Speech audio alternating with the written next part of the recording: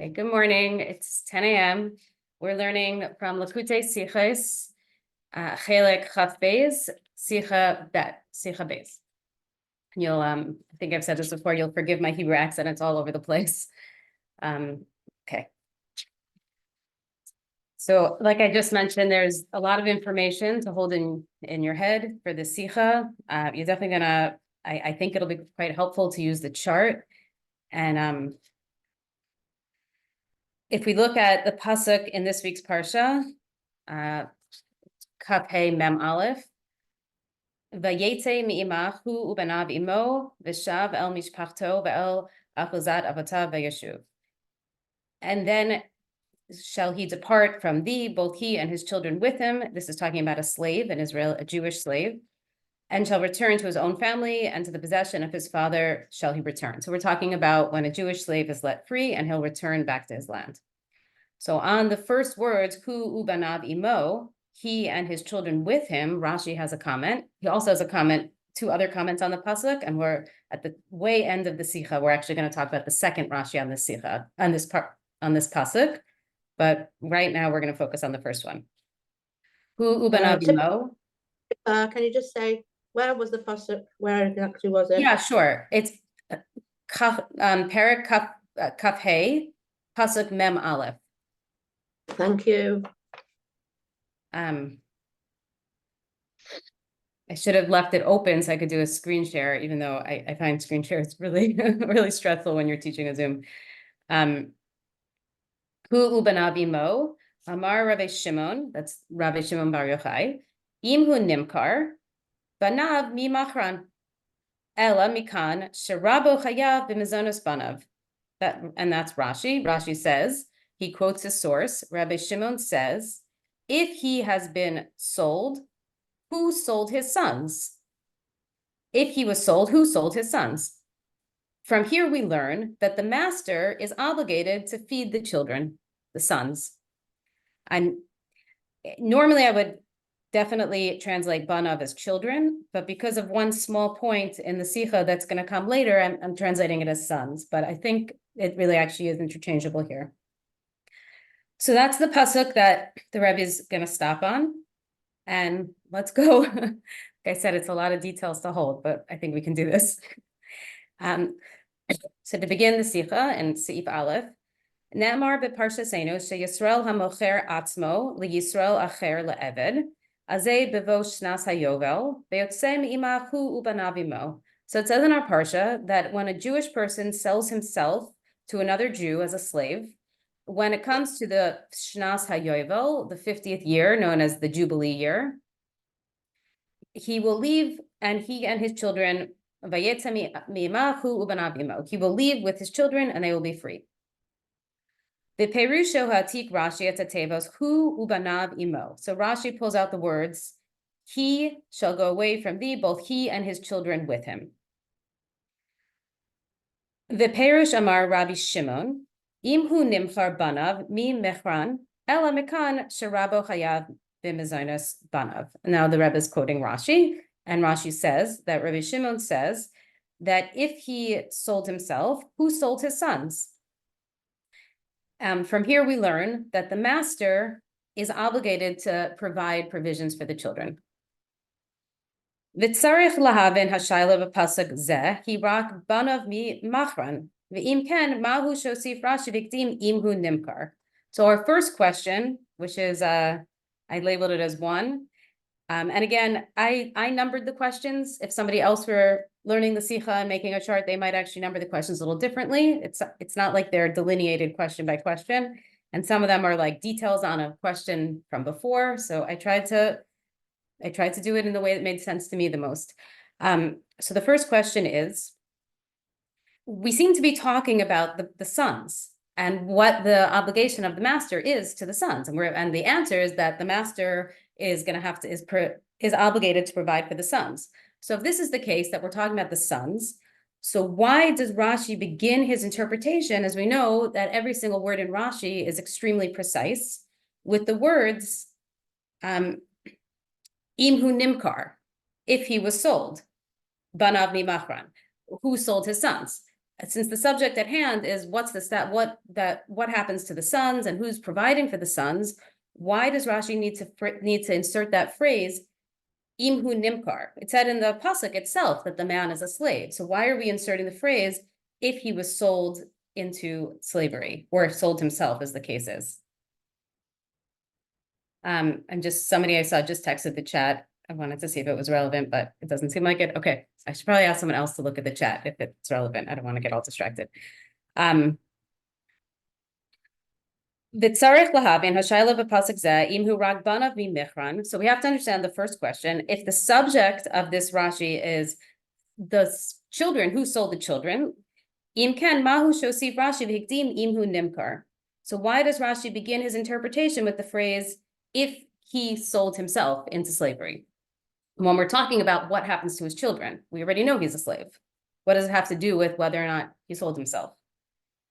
And then in parentheses, Va'al pizeh shezohi lashono shel Rabbi Shimon, hare kimedubar kama pamim, ein inyano shel Rashi beperusho al hatorah lahatik drashos razal b'lashon. So even though this, you might want to just give a simple answer. Well, this is a direct quote from Rabbi Shimon. So of course, Rashi is going to just take what Rabbi Shimon said. But we know from learning Rashi and from learning the Rebbe Tzipas that this isn't the way of Rashi. He doesn't just quote his sources. Umitam zehu mishana, pshita or mikater, and sometimes he changes, sometimes he shortens.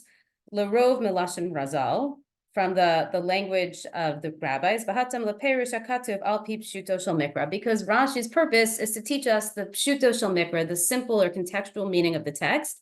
His purpose is not to bring down sources and to quote things in its entirety and to stick to exactly the way things were delineated. So if Rashi is bringing these words, we have a reason for it. It's not just because, oh, that's the way it was said in the original. So that is the first question. The second question, V'gdala hatmiya, b'dinei eved ivri, sheparshas mishpatim ne'amar. So this even more so, a bigger question. There's a similar pasuk in Mishpatim. So I want to just take a minute to look at that pasuk. It's actually on the first page of your chart. And this is also talking about a slave. In begafo yavo begafo yitze im bal isha hu v'yitze ishto imo. This is Parshas Mishpatim, Chaf Aleph pasuk Gimel. If a male slave came single, he shall leave single. If he had a wife, she shall leave with him. And on the phrase, she shall leave with him, that his wife shall go with him, Rashi says, V'ki mi heknisa shetetzei, ela magid hakatuv shehakona eved ivri chayev b'mizonas ishto ubanav. But who brought her into the state of service? Why are we talking about the wife? That the text has to state that she shall go out. But by saying this, scripture intimates that he who acquires a Hebrew servant is bound to provide for his wife and children also with food.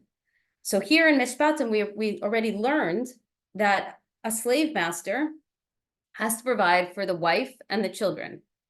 Now, Mishpatim comes way before this week's Parsha.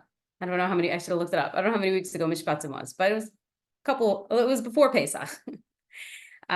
So we already know from there, and as we know the way Rashi teaches Torah, whatever he's already taught us, he assumes we know. We know from that pasuk that the slave master, the owner, has to provide for the wife and the kids. And here in our pasuk, it seems like Rashi's teaching us that the master has to provide for the kids a second time. So if we look at that pasuk, and the Rebbe quotes it, Im bal ish hu v'yotzei ishto imo, if a man is married when he becomes a slave, his wife goes free with him. The Perush Rashi, and Rashi explains over there, the Yetzei Ishto Imo, that the wife goes with him. The Ki mi hechnisha setze ella magid hakatuv shakona hule hayab b'mazonas hule. And the Torah is teaching us here who enslaved her. But rather it's teaching us that the master has to provide for the wife. Harei achen lo hosif shem Rashi at hakdama imhu nimkar. Oh, but over here, remember I said our first question was, why did Rashi insert that phrase, if he sold himself into slavery, which he inserts on his commentary on Parshas Behar. But in a similar pasuk and a similar comment, he doesn't have that introductory phrase. It just starts, Ela hakasha la'asar al ishto. He just starts right away talking about the wife. What's the status of the wife? Who enslaved her? And now we're going to learn from this that the master has to provide for the wife. He doesn't start with that introductory phrase, if he sold himself. So that is the second question, that even more so, why in our parsha does he insert that phrase, imhu nimkar, if he sold himself, if he was sold. The gadol hapela od yoter. So I don't know if this is like, to me, this was jumping off the page, that the questions the Rebbe kept using these like very strong phrases to introduce his next question. And the gadol hapela od yoter, the wonder is even greater, is even more. Like, wow. Mikoro shel Maimer Rabbi Shimon, shehevi Rashi beparsha Senu, hu begemara. So as we said, Rashi quoted the Rabbi Shimon in his interpretation, and the source of that is in the Gemara. V'shamhu Rabbi Shimon darash et hapasuk b'mishpatim vayetze iso imo. And over there, right, where Rashi takes from Rabbi Shimon actually references the pasuk in Mishpatim. Vayetze ishto imo, at Rabbi Shimon references that the wife will go out with him. Ba'oto sagnon amar Rabbi Shimon imhu nimkar iso mi nimkara makancha Rabbi Chayev kulo. So when Rabbi Shimon, who is Rashi's source in Behar, is discussing this matter, he's referring to the pasuk in Mishpatim. And over there in Mishpatim, Rabbi Shimon actually inserts this phrase, imhu nimkar, if he was sold. So that's even a stronger question. Why didn't Rashi himself put it in Mishpatim if his source used it in the original discussion? But Rashi doesn't use that phrase in Mishpatim, even though it's in the source. Es lashon maimer Rabbi Shimon, he doesn't use the phrase of Rabbi Shimon, imhu nimkar kulo, ela heviha lashon min hamechilta. Rashi over in Mishpatim uses a completely different source. He brings the mechilta, the ki mi hechnisa shetetze, which says over there, who brought her into it starts with that question, who brought her into the state of service? But in our case, he brings the phrase of Rabbi Shimon, if he was sold, if the husband was sold. So, so that would be question 3 on the chart. Even more so, Rabbi Shimon uses the phrase imhu nimkar regarding the pasuk in Mishpatim, and Rashi does not quote him. Rather, he quotes the Mechilta as his source. But he does quote him over here. And to keep going, v'yeter al ken, gam ma shehevi Rashi et tashayla banav mi machran. Even more so, Rashi, as we know, doesn't usually ask the question. He just states that, I shouldn't say doesn't usually, he doesn't ask the question. He just states the answer. But he seems to be opening his commentary with a question. Banav mi machran, the sons, who sold them? Who sold the sons? Eino muvan, it's not clear. B'tayros hakohanim alasar. Huval l'chatchila halimud min hakatuv. Rabo chayav b'mezonos banav.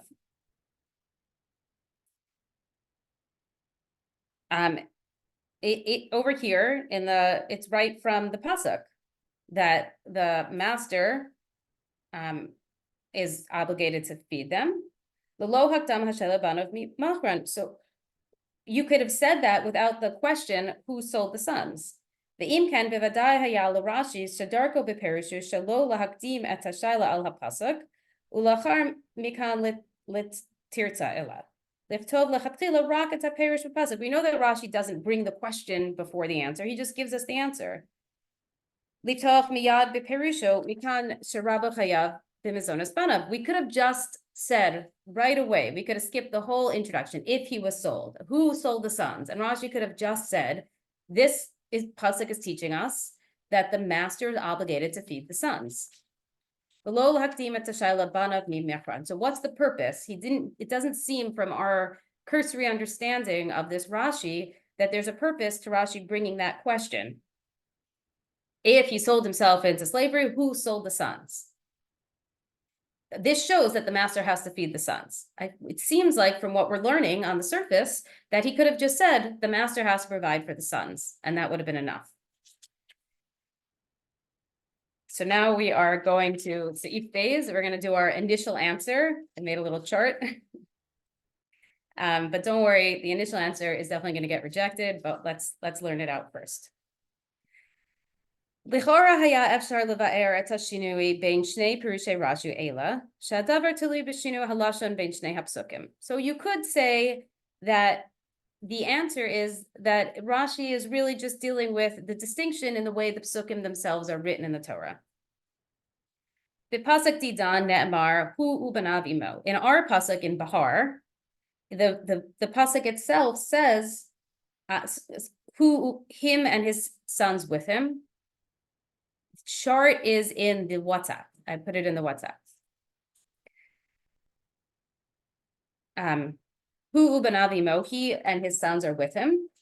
Lefichach gam Rashi hizkir bedvarav imhu nimkar banav mimachran. So therefore, because the pasuk has the words in it, he and his sons with him. So Rashi decides to begin his commentary with that phrase. If he sold himself, who sold the Masha Enken beParshas Mishpatim. However, in contradistinction, in Parshas Mishpatim, Nemarak ve'etzei ishto imo. The pasuk doesn't have that. It just says the wife goes out with him. It goes right into it. Lohu doesn't have the word who. It doesn't have the word he. It doesn't talk about the slave per se in that way.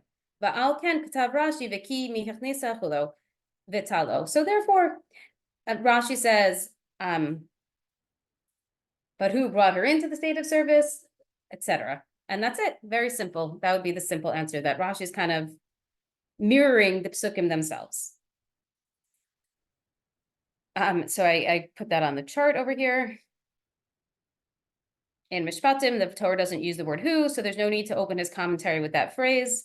And in Behar, since the Torah uses the word who, Rashi's copying the words and uses the phrase im hu nimkar banav mimachran. If he was sold, who sold the sons? Amnam biur ze eno must be klal. However, the Rebbe tells us this explanation is not good enough at all. Sheharei Rashi k'tav et pirushu al haTorah betachlis hadiuk, because we know that Rashi made his commentary on the Torah precise, very, very specific, v'hakitzer, and brief. He doesn't use superfluous words. Ve'ein darcho lichtov meleitu stam, and he doesn't just stam write. He doesn't just write whatever works, whatever phrases make sense, whatever makes the flow. Lashon nofel al lashon, or language upon language, meaning like a literary technique to make it sound nice, to make it flow, etc. He doesn't write that way at all. Everything is precise and specific. Umachar sheteva imhu nimkar einam perush lateva hu shenemra bekatuv ela rak hakdama l'shela banav mimachran harei mima nafshach. So it seems that the phrase imhu nimkar, if he was sold, is not actually an explanation on the word who. It's not connected to the fact that the pasuk uses the word who as written in the pasuk, but rather it seems to be an introduction to the next phrase, banav mimachran, who sold the sons.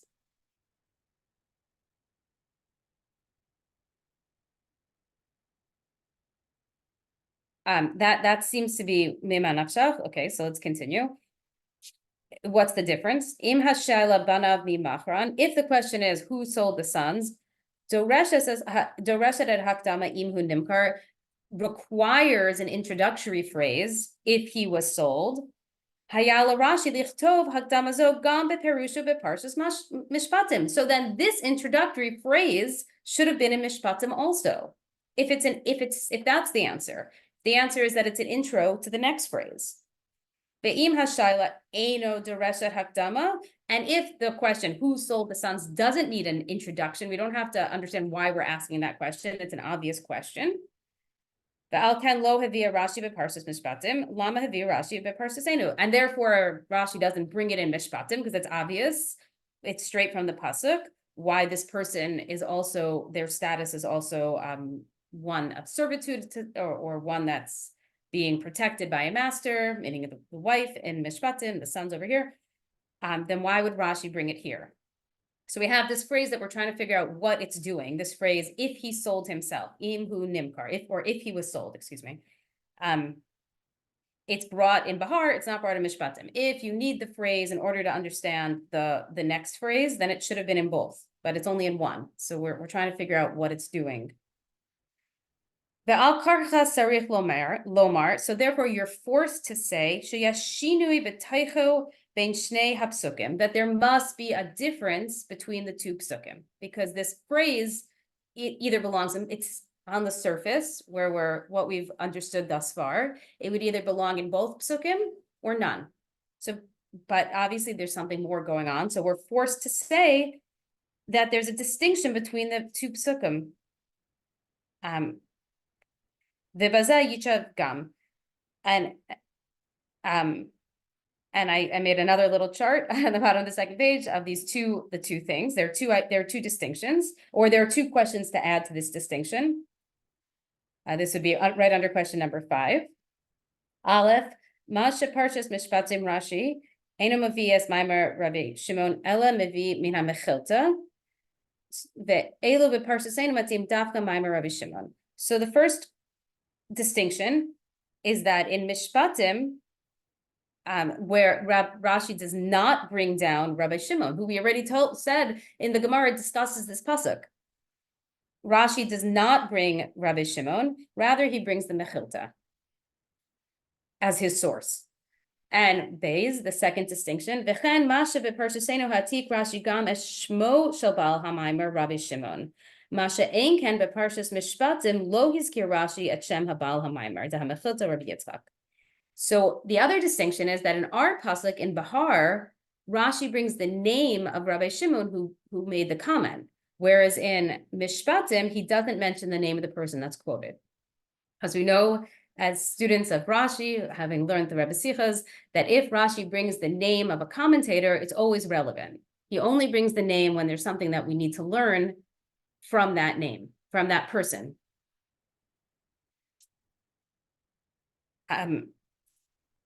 Gimel, v'tmiya nosefet b'shnei perushay Rashi elu. So an additional question on both psukim. This would be question 6.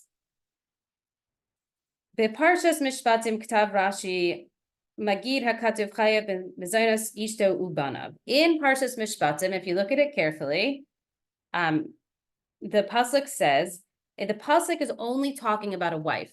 It's talking about a man goes into slavery, the master has to provide for his wife, but Rashi adds a word. And Rashi says, Chayev v'mezonos ishtu ubanav. Rashi says the master is obligated to provide for the wife and the children. Children are not spoken about in the pasuk at all. Rashi adds them in. Many mefarshim have questions, but about this, al pi shalom nizkar banav v'katu mefarshim. Even though the pasuk doesn't at all mention the word banav, children, and the Mefarshim speak about this. So if you look at footnote 8, there's a long list of Mefarshim. Don't worry, I'm not going to go through them all, but there's a long list, the Ramban, there's a long list of Mefarshim that are speaking about this. Why does Rashi add the word banav? Where does he get the word banav from? Kishohasefes Rashi banav, ein kavanas lomar, shehadavar nilmad mehapasuk vayetze ishto amav. And and when he adds the word banav, he's actually not telling us that it's learned from this pasuk. He's adding it, but it's not that he's making a statement that this is where it's derived from, but rather he's just adding that as a side point, so to speak. Sheharei kamor hanidun bekatav hu rak ishto, because that pasuk is only talking about ishto, about the wife. The ein lamod mekana al din v'zonas banav. And it's not teaching us about provisions for the children. Ba'alpi ha'mevuar b'gemara harei yaseir mizo. And according to the Gemara, it's even more. Al pi svara yesh lomar shedafka ishto shehi busha lichzor al ptachim. That according to this logic in the Gemara, it's specifically talking about the wife because it would be embarrassing. So the phrase lachzor al haptachim, I said to my husband, could you help me with this? I think that it means return to the openings, which he laughed because it does mean return to the openings. But what it means is return to a life of begging for money, I guess, going to doorways, ptachim, openings, doorways, and knocking on doors, begging for money, which is why sometimes it's hard to learn word for word. Rabo chayav mezonos masha ein ken banav. So therefore, the master would be obligated to feed the wife because it would be humiliating for her to now become a beggar and have to knock on doors, return to the openings. But what does that have to do with the children? Ela shekevan shizkir Rashi din mezonos ishto. Hevi b'derech agav gam din mezonos banav. So now Rashi is saying, because we're anyway now talking about the law regarding providing for the wife, so I'm going to tell you something else. It's not from this pasuk, but I'm just, once we have the conversation going about the master's responsibility towards the family, I'm going to add in derech agav. By the way, it's also the kids, also the children. V'samach sham al hapasek shebeparsha seinu. And there, okay, so where does he get that information from? That it's the children. He gets it from the Mechilta. Where does the Mechilta get their information from? That the children are included in the master's responsibility? From our pasuk in Behar. So over in Mishpatim, Rashi's quoting the Mechilta, and the Mechilta is getting it from Behar. Is that clear? Okay. And that's a quote of the Mechilta, that that as footnote 10, Mishpatim Sham, that the master is obligated in the taking care of the children. So that's a quick answer. That's our initial answer. So if you look at question number 6, that's Tzipa. yeah. When it's here that he brings in the children and stuff, just derech agav, is that gonna stay, or is the Rebbe gonna say that's not a good enough answer, or is that's the answer? That's sort of gonna stay. Okay. I can go ahead, a little spoiler alert, but I don't mind to go ahead just to help you learn it to be more clear. What we're gonna say is that a wife is a grown adult and she's able to support herself. Children are not. So kal v'chomer, like even more so, if the wife needs to be supported by the master, even more so the children, that it's the logical derivation. But I don't want to over talk about the next section. It's a funny thing to say that Rashi does something derech agav. I mean, the Rebbe never lets Rashi get away from saying something derech agav. So I don't think it's actually going to stick the derech agav, but let's just keep going. I don't want to like jump ahead and say it wrong because I'm out of context. Okay, fine. Thanks. Aval Perusat Sarich Iyun Gadol. Does that make you happy? That was Elisheva, right? Yeah. Perush Zeh Sarich Iyun Gadol. This explanation needs a lot of iyun, a lot of derivation. This needs to be developed. Shaharei, because behold, Levad Zeh Shelafiza Hayala Rashi Beparsha Seinu Laskir B'derech Agav Gam Es Ishto. So ich B'derech Agav. By the way, he's like, oh, okay, we're talking about the master and his obligations to the wife. So I'm just going to bring up the kids. So the logic would be that over here in Behar, we're talking about the kids. The pasuk brings up the kids. So then, derech agav, by the way, I'm going to bring up the wife. It should go both ways. If that's what we're going to say, that Rashi is doing it, by the way, derech agav, a side point. Once we're having the conversation, let me bring it in. If he brought up the kids over there, which many Mefarshim are asking, why is Rashi talking about the kids in Mishpatim? Then over in Behar, in our pasuk, he should bring up the wife. So I made that as a question under the question 6. So it should have said,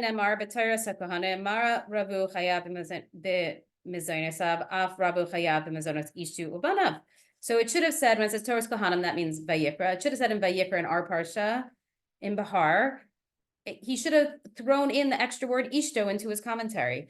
So the master is obligated in feeding the wife and the children. So Ishto is written in a different font because that's not in the actual Rashi. That's what the Rebbe is saying. Rashi, according to this logic, should have pushed into his commentary. Even more so, Hina Odzot. Im b'mechilta hayat sarich lahodia beperush shedin mezainas banav nilmad mepasuk acher. So if the mechilta on mishpatim tells us, or feels like it has to tell us, I got this from a different pasuk, namely the one in Behar, kol shechen shaya Rashi ha-mefarsh pshuto shel mikra v'af ben chamesh lahodia ken. So Rashi also should have told us that. If the Mechilta feels the need to tell us its source, then Rashi, who's teaching the contextual meaning of the psukim for the Ben Chamesh Lemikra, the 5-year-old coming to Torah with a fresh head, learning everything for the first time, then Rashi also should have told us. So that would be the second point under question 6. Rashi should have referenced the pasuk he based his teaching on, just as the Mechilta did. The al korchat tzarich lamar. Therefore, you're forced to say shelefi Rashi limud al derech hapshat. According to pshat, achen afshar lilmod mizonos banav mimizonos ishto. That Rashi thinks that according to pshat, it's very straightforward to learn out, to infer that children have to be provided for from the fact that a wife has to be provided for. V'im ken eno muvan. And if so, why? That's not clear. So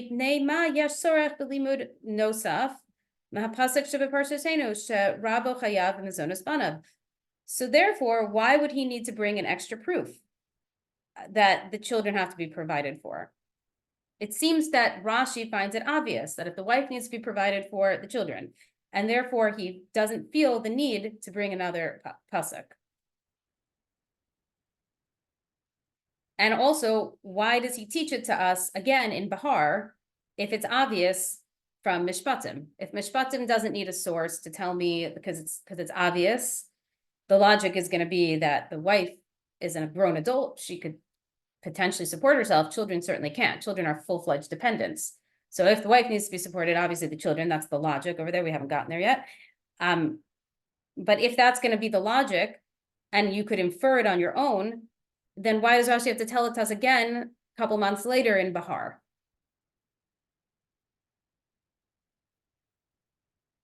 The Gdala Hatmiya. And it's even greater wonder, and even greater question. Rashi seems to be contradicting himself. And this is on this little chart, under 7. Rashi seems to be contradicting himself. I hope you understand why I felt like I couldn't learn the Sikha without a chart. It's a lot of information to hold. Rashi b'Parshasenu mendayek b'lashon ela mikan sherabu chayav mizonos banav. So in our pasuk in Behar, Rashi uses the word ela, therefore. But we may learn from this that the master is bound to provide his servants' children with food. When you say ela mikan, rather from here or from here,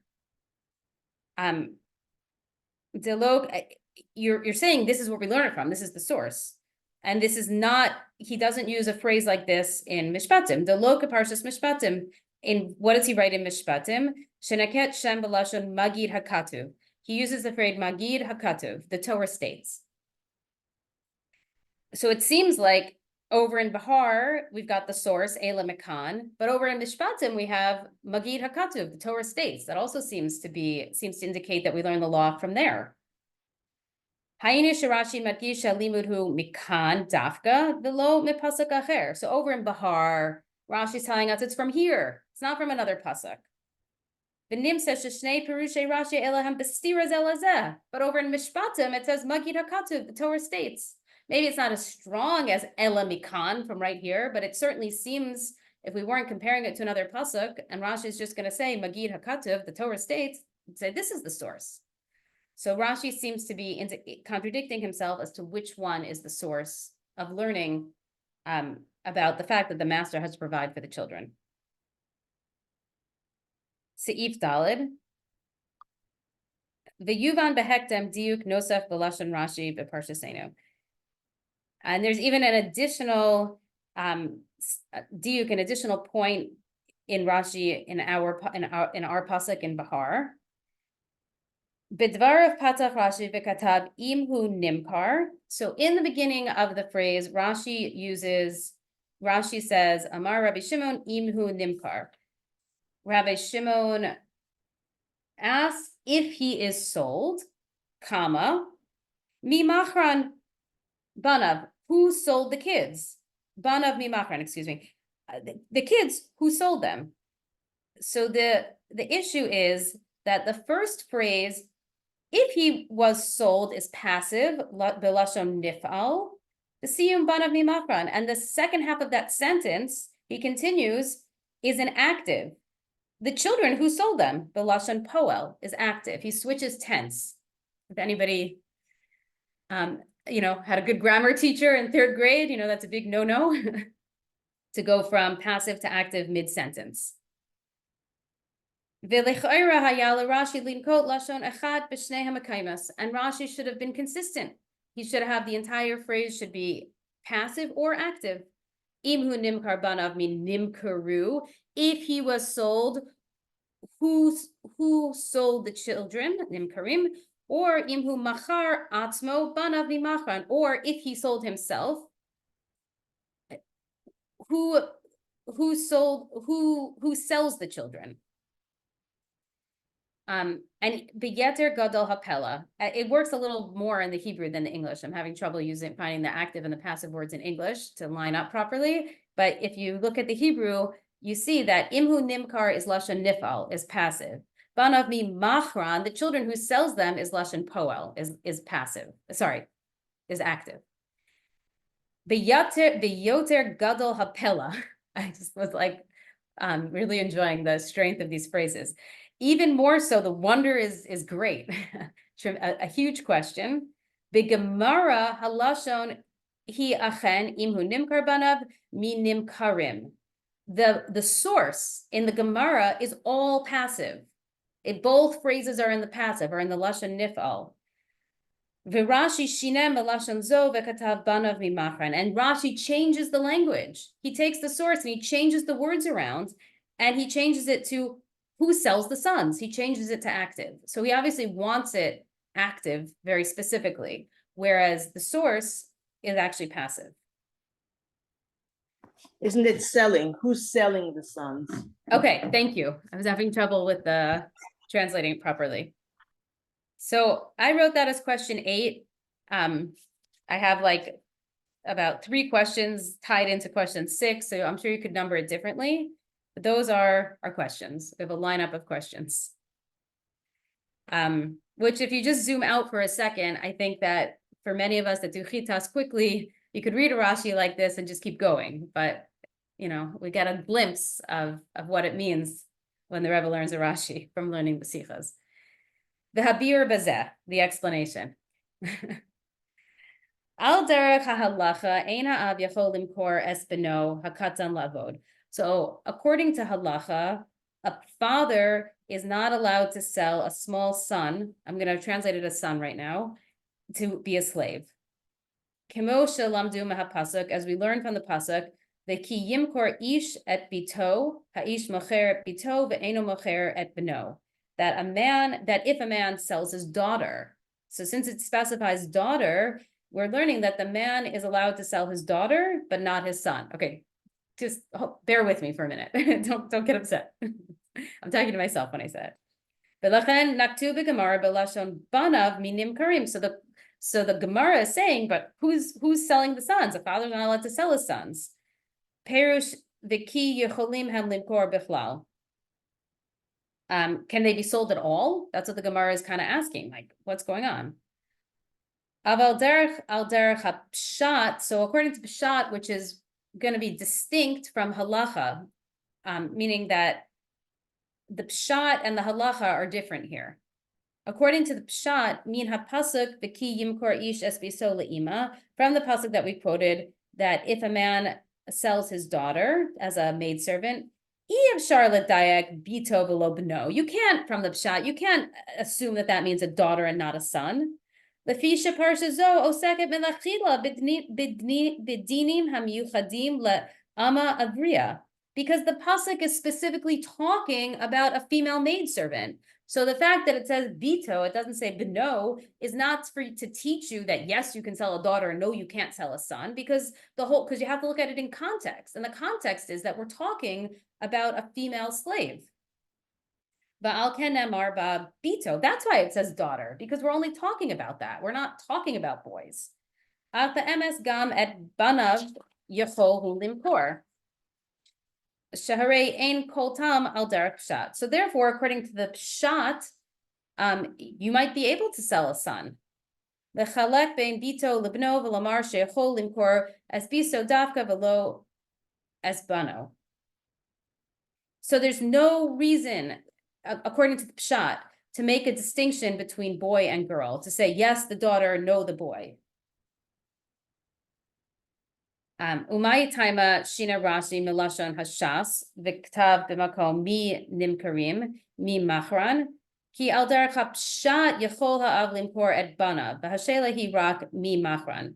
So the reason that Rashi changes the language of the Gemara, and which is passive, and in the Gemara it says who sold them, but changes it to who will sell, who's selling them, because according to pshat, not according to halacha, according to pshat, that father can sell the sons. And the question is, the only question that remains is who's doing the selling? Is it the father? Is it someone else? So that was a little confusing to me, the idea that the halacha and the pshat don't line up. But I think once you understand it that way, it makes sense. Ba'al pizah tuvan gam arichos lashon Rashi im hu nimkar. So according to this, we can now begin to understand why Rashi used the phrase imhu nimkar. The Rashi huksha lo rak hanemar uvanav imo.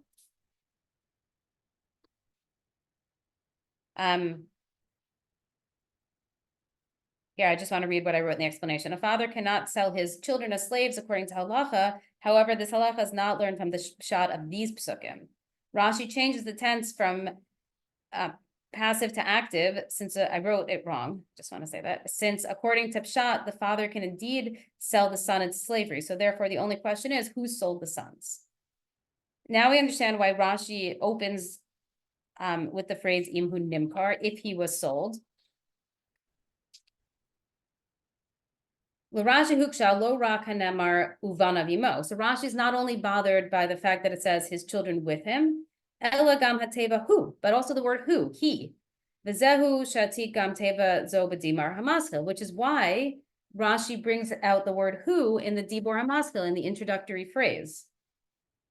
Dilech ora hateva who bekatuv ze miuteres, because it seems from the actual pasuk itself that the word who, meaning he, is extra. If you just go back to that pasuk in Behar, vayetze mimach hu ubanav imo. If he leaves from you, he and his sons with him. I mean, we already know. If it could have said it without the word who, and the third word is who. We already know who we're talking about. It seems extra. Halona Amar Khan, it could have said, he leaves from you.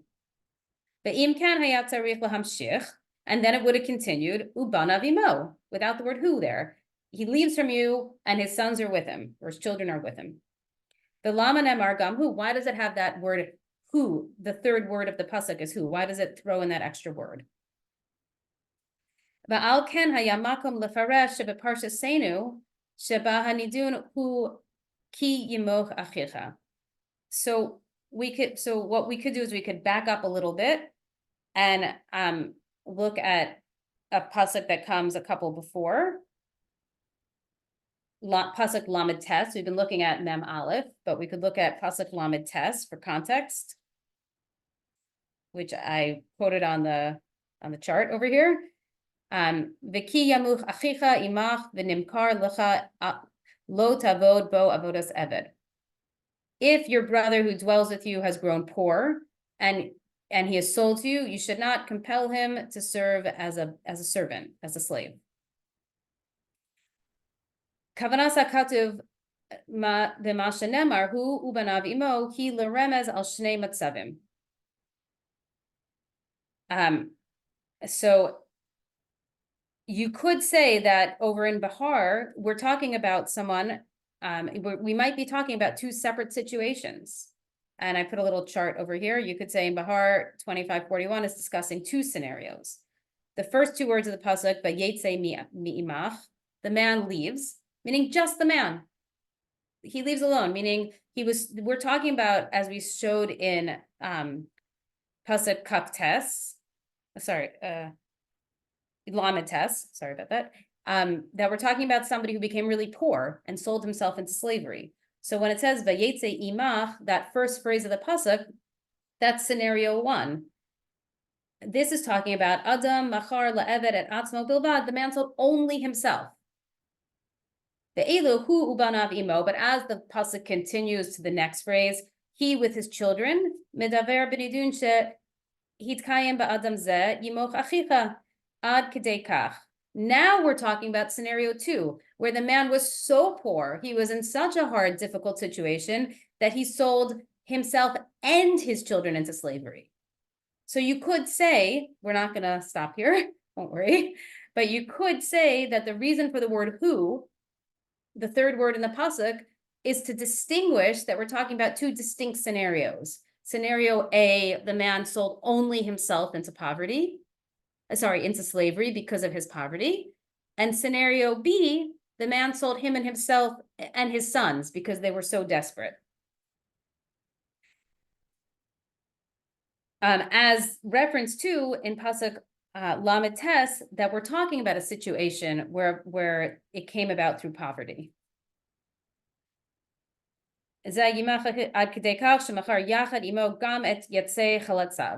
That he also sold with him his children, banav ubnotav. Ba'al kach omer hakatuv shebevo shnas hayovel, and therefore the pasuk will say in the year of Yovel, in the 50th year, in Jubilee year, vayetze mi'imach that or hu ubanav imo, that either the man will leave. And then there's like an implied that's not in the pasuk, that's like an implied one, according to this logic. Him and his sons will leave. So maybe that's what you think. The Peirush zeh sholel Rashi, but Rashi negates that entire concept. Be'arichus l'shainim, im hu nimkar, by using the phrase im hu nimkar, if he was sold. B'shlama hu, it makes sense. Who? Harei alav nemar b'katuv beperush v'nimkar lach. Aval banav mimachran. So it makes sense that he was sold. But what about the children? Who sold the children? Heichan nizkar la'ayel b'katuv she'avihem machram asher mechamat ken modia hakatuv kan al davar yitzias l'cheirus. Where does it mention anywhere in the pasuk that the kids were sold? And that they're now, and so, but why are we talking about them going free when we don't have any reference in the pasuk to them being sold?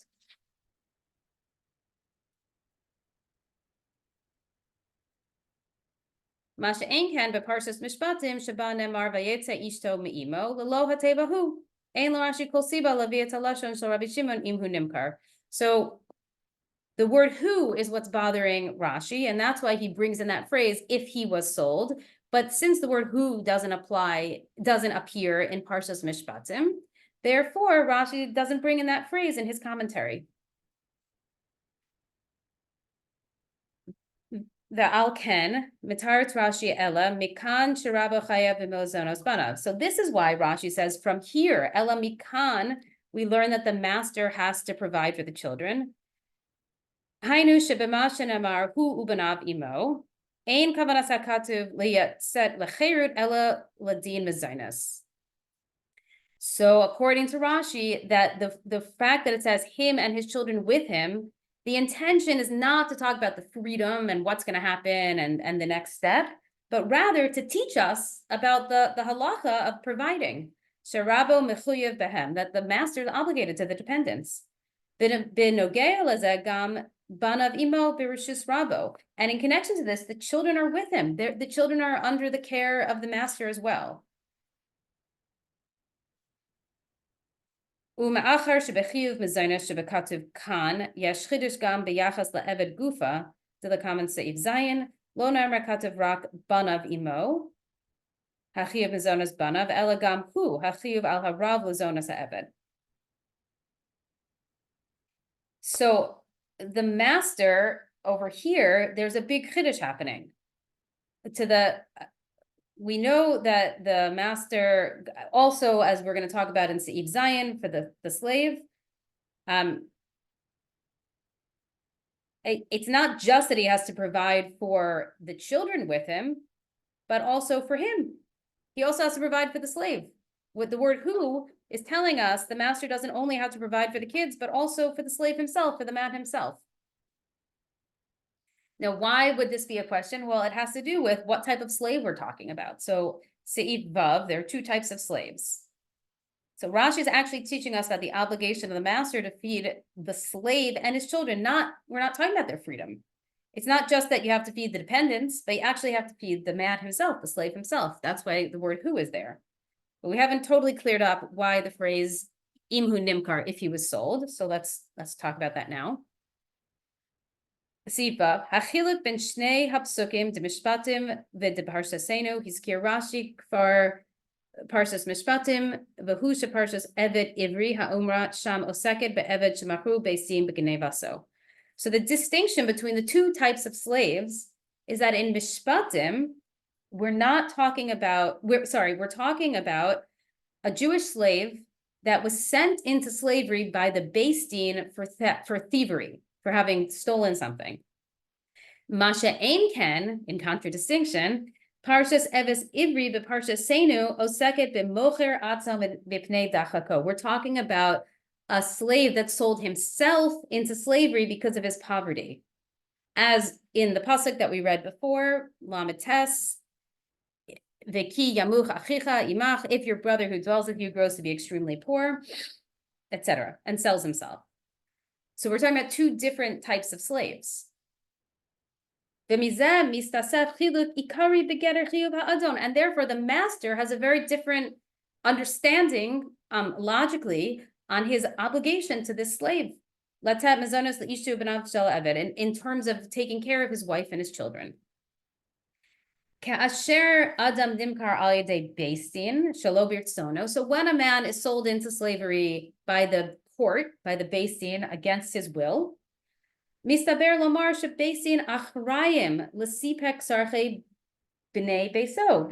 we have to say that the Beis Din is obligated to take care of the needs of his family.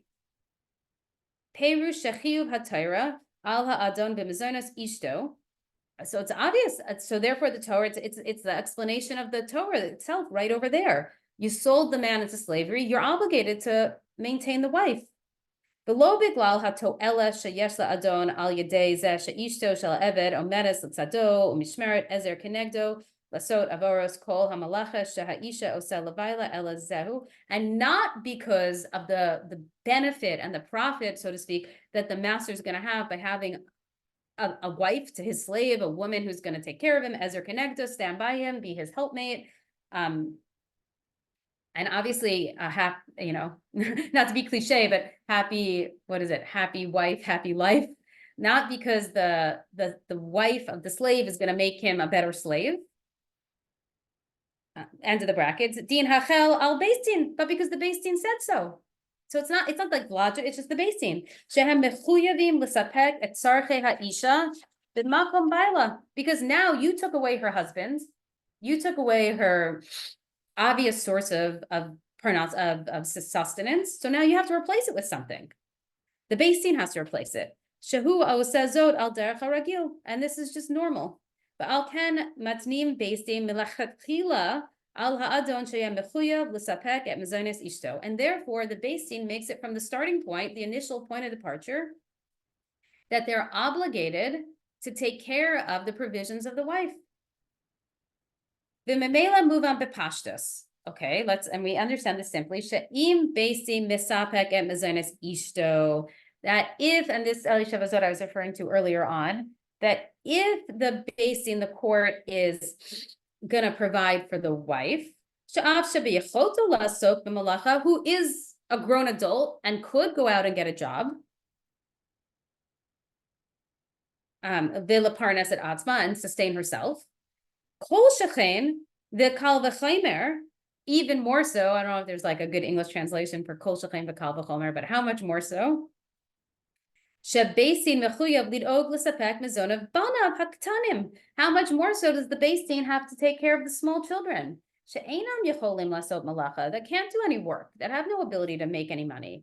V'leficha chosif Rashi mezonas ishto ubanav. And therefore Rashi adds the word and his children to ishto, to his wife, because it's like a logical derivation.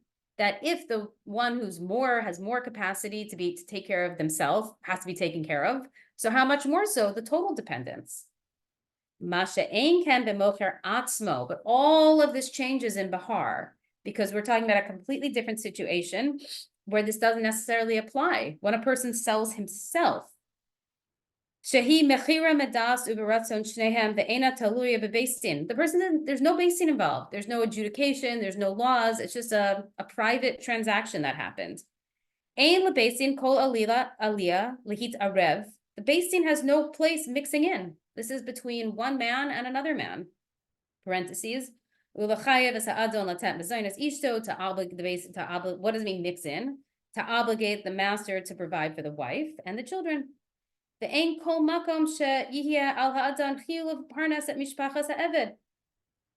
there's no reason why a man is so poor. He can't sustain himself. He sells himself into poverty. So now the master has to take on supplying for his children, for his whole family. Especially if he didn't set this up as a condition in the first place. Meaning, I'll sell myself to you if you do such and such. If that wasn't put in place, and this is a private transaction, it doesn't happen to the courts. So why in the world should the master have any obligation towards the family? They have no connection to him. So much so that he should actually have to support them and feed them. And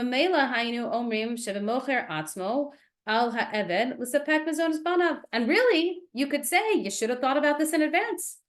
Before you went and sold yourself as a slave, you should have thought about what's going to happen to your family. Or shedinam kikol inyanei ha'ir. Aniyei ha'ir. Or they should be treated like every other poor person in the city. I assume over here we're talking about Peya and Leket and all the halachas that we learn about in Rus and everything about how poor people got their sustenance. Sorry, Derech Agav, that was the side point. So therefore, the Torah tells us, because of that ambiguity, because it's unclear what the master's obligation should be to the family of a man who chooses to sell himself into slavery. Ubanav imo mikan sherabo chayav b'mezainis banav. Okay, so now it makes sense why we're being told when it says that he goes free with his children, that Rashi learns out from here, we learn that there is an obligation of the master to feed the children, take care of the children. V'zehu chiddush din b'Torah, and this is where the din of the Torah comes in. This is a chiddush, because this is not something that's been a precedent from a Beis Din. Shafilu b'mocher atzmo rabo chaya b'mezonos banav, that even a person who sells himself, the master is obligated to take care of the children. Zion. Va'al pizeh yuvan gam ma shehidgish hakatav hu ubanavino. So now, according to this, we can understand why it added the word who, that word, that third word in the pasuk. What's that word doing there? He and his children. Ki b'nidun hamocher atzmo afdin zeh shaved mekabel mezonos mirabo hu chiddush. Because in the situation where the person sells himself into slavery, so now we already know that we've been told that the master has to provide for the kids, but the fact that the master has to provide for the slave as well is also a chiddush, is also a novel idea. Yesh makom lamar ha'adon eino mischayev latet le'eved mezainas. There's room to say that the master is not obligated. He doesn't have to give provisions to the servant. To the shechen lama yeh mechuyev latet le'eved yoter mima shehutna b'neihem. Why should he have to give him anything more than what they agreed upon in advance? He's going to pay him for his work, and with your payment, go buy food. Parentheses. Upshita sheyesh makom lamar shadon yotzei yedei chova zo benetinas lechem tsar umayim lachat. And you could say that maybe the master fulfills his obligation by giving him stale bread and tepid water. And it's enough, and it just basic provisions for him to do his work and done. That would be a logical understanding. Therefore, the Torah throws in that word who, the third word of the pasuk in Behar, who, him and his kids with him, sherabo chaya b'mizonos al derech haragil, that the master is obligated to feed him regular food, not just like the basic bread and water, normal sustenance. Seif ches, al pi hanal, move on hatam sheperusho b'parshatenu lo hosif Rashi ishto. So according to this, we can now understand one of our earlier questions, why Rashi doesn't add in the word wife. He added in the word ubanav, his children, over in Mishpatim, but here in Behar, he doesn't talk about the wife. Al derech masha hosif banav b'mishpatim, in the way that he did so in Mishpatim. Ki pshuto shel mikra, ze eino din, v'lo nizkar bo davar al ishto, because according to the simple meaning of eino dan, of the text, we're not dealing with the wife. That's not what we're talking about. It's not relevant. On a deeper level, and you could understand it out rationally. You could learn it out on your own through just basic logic in a few different ways. You're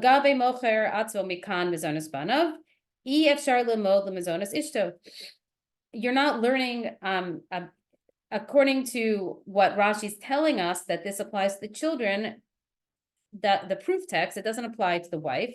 Nitan lomar shezeh sheravo chayav b'mizonos banav. Afal pi shemetzad atzmo lo haya roi lehis chayav b'kach. That Rashi has to teach us that the master is indeed obligated towards the children, even though in and of itself you wouldn't know that.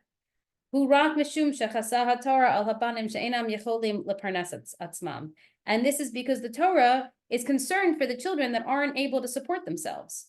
Mashak ein kan ishto she'echola lehis pardon asem be'atzma ein ravo shel hamocher atzmo chayav b'mazonaseha. However, a woman, a grown adult that is perfectly capable of supporting herself, the master is not necessarily obligated to feed her. Od yesh lomar, however, you could also say, in addition, Shagam l'shitas Rashi beperushu al haTorah, and this also fits in with Rashi. Rabba mechuya b'mizonos ishto. That actually the master is obligated for the woman, for the wife. Afilu b'mocher atzmo, even a servant who sells himself. Kevan shela adon yesh to'eles mikach. She'eshet ha'eved mitzuya yachad im ha'eved. Because the master actually is going to have a purpose in taking care of the wife, because she'll be helpful to her husband, as we already spoke about. Not sure if I should say it again. Happy wife, happy life. But if he takes care of the wife. But Tzipa, one of the things that the Eved could have if he's married, then the owner could give him another wife, for him to make children for the master. Does that apply if he's already married? If he comes in married? Only if he's married. Only if he's not married, the master can't give him. It's only for a married man. Only. So maybe he just wants his wife to be out from the corner and not worried about, so that the husband can. Yeah, I mean, it's only for married men. So we're in. I don't know. So what you're saying makes sense, but I don't think it. I didn't mean that, but I don't think what you're saying contradicts with the Sicha, because the Sicha is just saying Mitsuya Yachad Im Ha'eved. Sorry, She'eshet Ha'eved Mitsuya Yachad Im Ha'eved. That the wife of the slave, it will be good for the slave, therefore good for the master if she's happy, if she's taken care of. Yeah, but she's not with him. That's what I'm saying. She's home. She's not with him. Okay. But maybe the idea being that if she's taken care of, so according to this logic, the master would be obligated to sustain her. Ela shekeniskar la'ayil einza inyan hanilmad mibana. But this idea, this of the wife, of the sustaining of the wife, is not learned out, derived from hearing about the children. Sheharei mibnei ha'eved haktanim ein la'adon koto elas, because what we said, the reason that a master would have to provide the wife is because it's ultimately beneficial to him. But it's not for the children. It's a completely different reason, the children. It doesn't benefit him to have to take care of small children.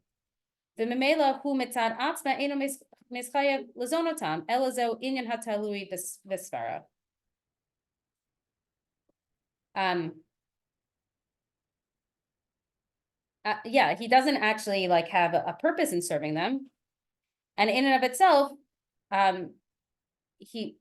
he might not realize, he might not actually have to feed them, but this is something that we learn out. Ba'od afshar lomar shadavar hayinu prat ze bilvad nilmad mimachruhu beistin shekeshem shemididun ze ein mashgichim bekach shebeyicholta lepar nasam etz atzma. And even more, and you could also say that what we learn from the being sold by the Beis Din, that in this situation, we're not taking into consideration that she's able to support herself. Like when the Beis Din commands that when a man is sold because of a crime, and then the Beis Din makes sure the wife is taken care of. But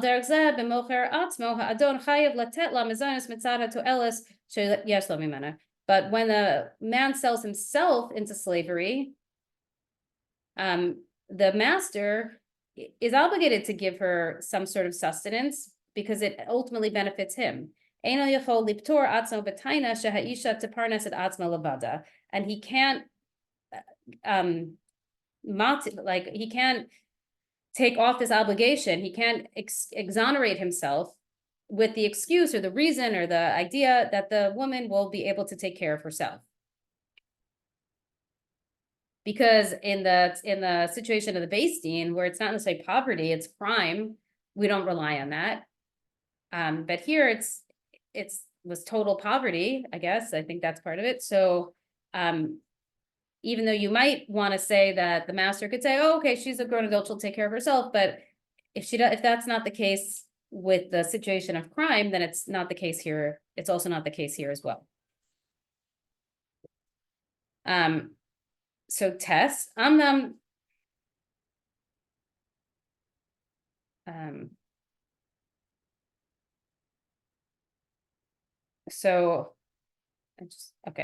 Amnam Talmid Mimulach Yachol Hakashot Sof Sof Mipnei Ma Chayeva Adam Bimizonos Banav. So why should the master provide for the children?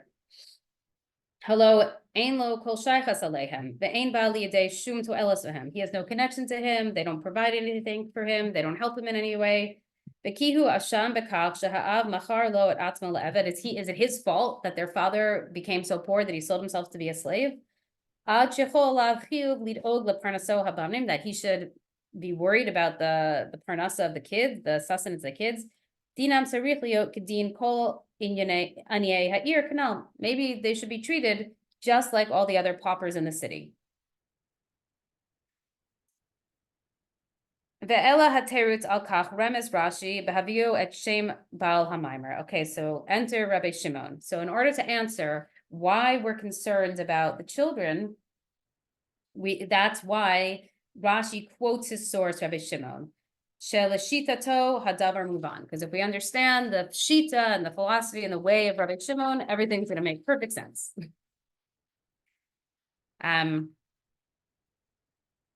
So if we want to I just want to take a quick I put a chart on the two types of slaves.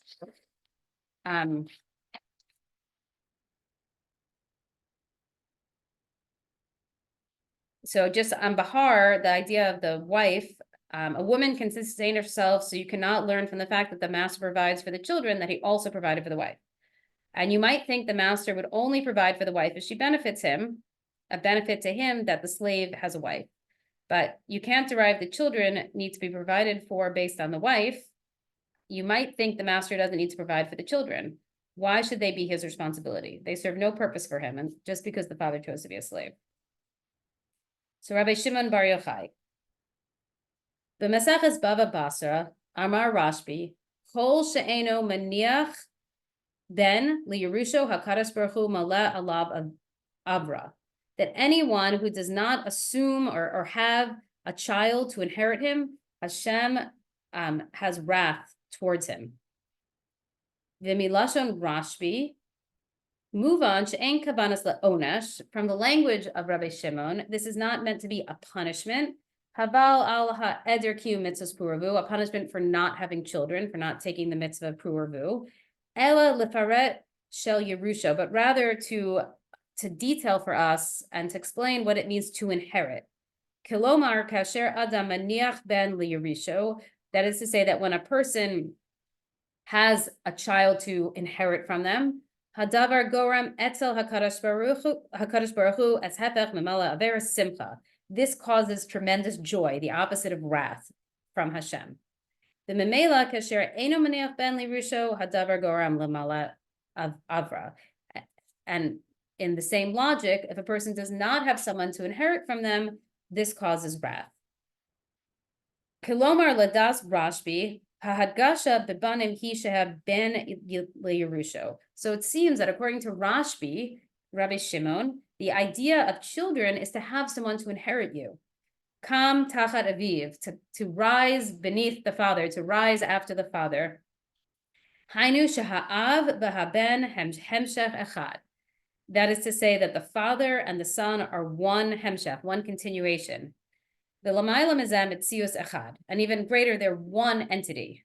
So I once heard this from Shais Taub. I think it's he was talking about Tanya. I'm just going to share it because I think it's a really sweet visualization. If you're at a wedding and it's time for dessert, and you see the waiter has one dessert left on the tray, and you really, really, really, really want this dessert. It's like an amazing pastry covered in ice cream and everything, and it's utterly like mouth-watering. And he has one left. And he's making his way table to table to table, and you're waiting and you're salivating and you're so excited for the dessert. You're waiting for the dessert to land on your plate. But you see, he turns to another table. And you lost it at this point. But then you notice who's sitting at that other table, your son. And he puts the dessert right there in front of your son. Your feeling is yes. He says it in such an emphatic way, but take one for the team. You're not angry and you're not jealous that the other person got the dessert. You're so happy that the dessert went to your son, because what he's bringing out in the point is this interconnection between the parent and the child, that we don't feel like the child is a separate individual that's taking away from me. We feel that anything good that's happening to our child is deeply and totally connected to me on an inner essential level. So this now goes right back to, what does it mean? The master has to feed the children. Hadavar noveh meshaychas el ha'av, because it all comes out of their connection to the father. Kashem sha'adon chayav b'mezonos ha'av ha'eved, ken chayav hu b'mezonos chelek ha'av shebebanav. So just like the master is obligated to feed the father, the slave, he has to feed a part of the father, the child. So now we are going to learn the second Rashi on the pasuk, as it'll come up at the end. Vayetze gomer hu banav imo ve'el achuzat avotav yashuv. So in our original pasuk, it said, he will depart from you, both he and his children, and he shall return to his own family, and to possession of his fathers shall he return. And Rashi says over there on the phrase, to the possession of his fathers shall he return, the el achuzat avotav, el kavod avotav, the ein lizalzalo bekach. He shall return to the dignity held by his ancestors, his father, and people shall not hold him in low esteem because he had previously been a slave. Hu ubanav hem demidun zeh metzius echad, that he and his children in this situation are one metzius, they're one entity. So he and his father and his ancestors are one. Yashuv el achuzat avotav. He will return to the dignity, to the prestige, to the high level, to the wonderful regard of his father. Ba'al pizeh yumtak. So this sweetens Mashe Perish Rashi Pshuto Shel Mikra, and this sweetens Rashi's commentary on the simple meaning of the text. Be'el achuzat avotav el kavod avotav. That Rashi says achuzat is referring to the possession, is referring to the kavod, the honor of his father. Kashem she'asor lahavdil as ha'eved mibanav. So just like you can't distinguish the slave from his children, Ken asor lahavdil mavosav. You can't distinguish the slave from his father. V'lefichach be'el achuzat avotav kavod avotav yashuv. And therefore, when it says he will return to his father's possession, his father's land, it's talking about the dignity, the kavod, the respect of his father will return. Okay, Yud. Me'ha'inyanim hamufla'im al derech haremesh v'perish Rashi. From the matters that are wondrous within the hints of the commentary of Rashi. Inyan hamachru shel adam le'eved hu remez le'inyan hagalus. So the idea of a person selling themselves into slavery is a hint to exile. The Omer hakatuv. And the Torah says, Asher hen ha'av, behen banav, hen avinu shebashamayim. When we're talking about a father and a son, we are talking about, so to speak, Hashem, avinu b'shamayim, our father in heavens, kiviyachos, behen b'nei Yisrael, and the Jewish people, hanikraim banim lamakom, who are children to Hashem. Halchu legalos kemaimer Rashbi. We went into Galus. We went into exile, like Rashbi said, and a quote from Rashbi again, Rabbi Shimon. Chavivin Yisrael lifnei hakadosh baruch hu shebakol makom shagalu shchina imahem. The Jewish children, the Jewish people are so beloved to Hashem that in every place that they are exiled, the shchina, the aspect of Hashem is with them. The al-kach mevi Rashi at Maimaro shel Rabbi Shimon, and here's a reason why Rashi brings the statement of Rabbi Shimon. Shabo tamun chiddush gadol ojoter, to bring even another chiddush. So our first chiddush was that the father and son are one entity. Ein zot rak shekol makom shagalu Yisrael shchina imahem. It's not just that every place that Yisrael goes, the aspect of Hashem is with them. Ela adarabba, im hu nimkar banav mimachan betmiya. But even more so, if he is sold, who says the kids could be sold? Back to our pasuk, if the father was sold, who says the kids could be sold? Betmiya, bewilderment. That's a question over there.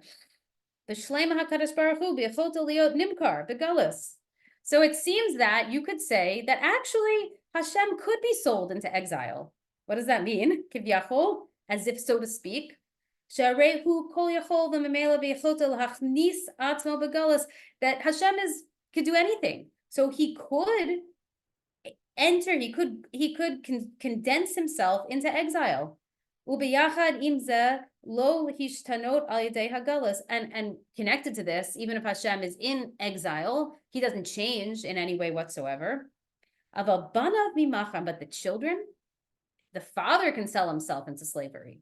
Hashem can choose to go into galus, not the children.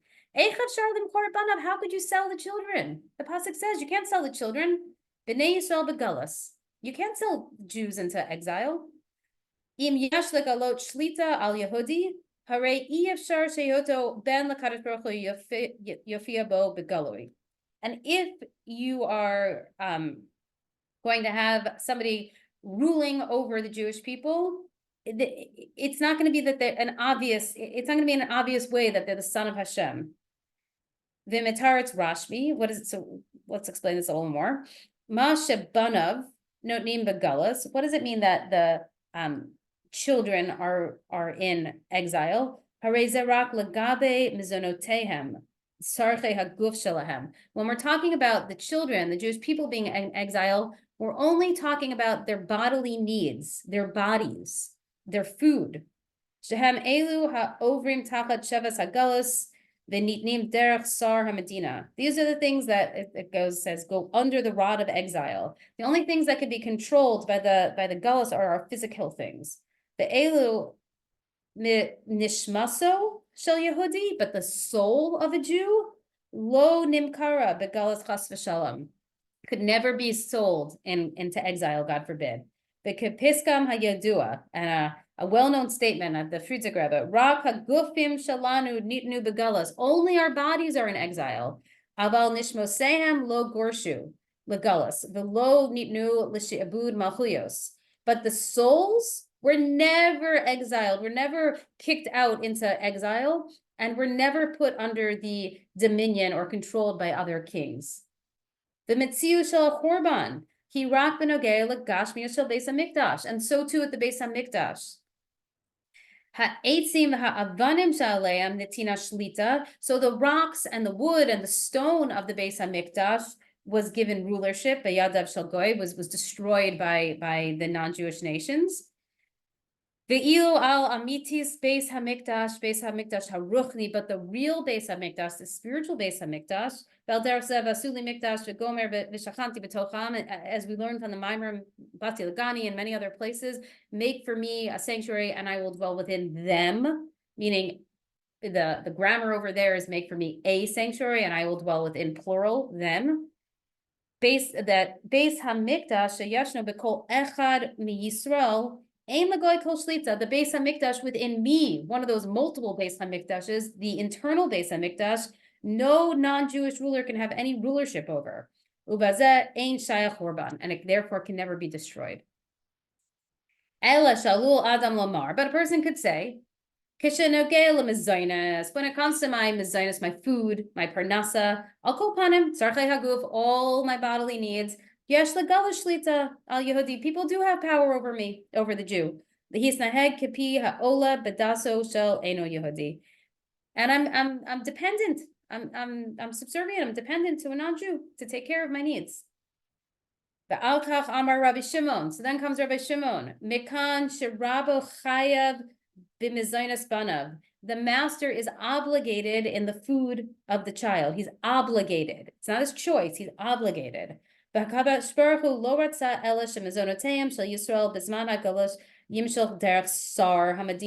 Hashem doesn't want that the food should come because of the choice, the decision, the way of the ruler of the country. Aval b'yad sar haMedina ein kol reshus lahachlit imiten liYisrael. But the ruler of the country, the general, the person in charge, he doesn't have the power to decide if he's going to give to the Jews or not. Es mezonotei mimlav. Should I give them? Should I not give them? I can't imagine anything that could be more relevant, right, to all the news that we're watching of what's going to be with Israel and the other countries and the decisions that are being made. V'hu eino ela kigarzen b'yad hachitza bo. He's nothing more than an axe in the hand of the wood chopper. That's it. That's the ruler. That's the head. That's the head of the every political state that we've ever been under. It's just an axe in the hand of the chopper.